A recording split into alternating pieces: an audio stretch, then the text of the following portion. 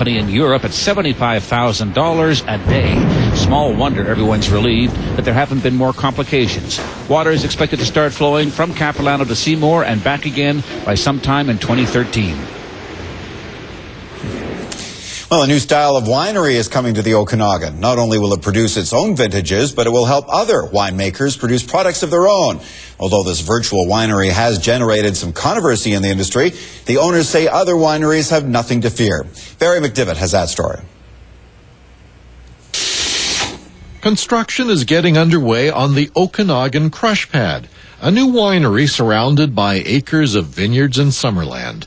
Although the winery will produce its own vintages under the Haywire label, it will eventually produce a dozen or so other commercial brands. We're going to look at things a little bit differently. The end goal is to create really super premium wines, tiny little lots of it, interesting things that the consumer can discover. Crush pads, also known as virtual wineries, cater to people who want to get into the wine industry but don't have the capital to put into land, buildings, and machinery. They can make their own commercial brands by using a crush pad's facilities. What we're hoping to do here is to really attract people that are already making wine, either winemakers who are going to use our facility for a special batch of wine that they can't make on their own premise, or grape growers who are contemplating starting a winery. We'd help them here. Really, it's an opportunity for some winemakers who are in between positions, maybe not working at a winery now, but have got grapes of their own or access to them without having to do all the investment, can produce some fabulous product. Although crush pads are new to the Okanagan, they are common in many other wine-producing areas, including California. It is a concept that's done quite heavily in places like Napa Valley and Sonoma.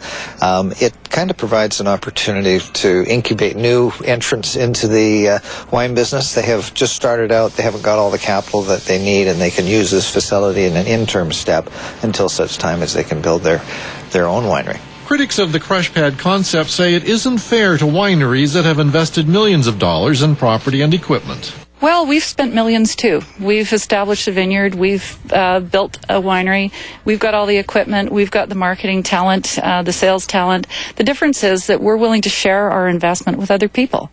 Well, the BC Wine Institute is supportive of it. You know, it's an opportunity for us to get some more product out into the market. You know, there's a tremendous amount of wineries now. I think there's close to 200 across throughout BC, and a large majority of them are here in the Okanagan. And really, it's giving consumer more choice.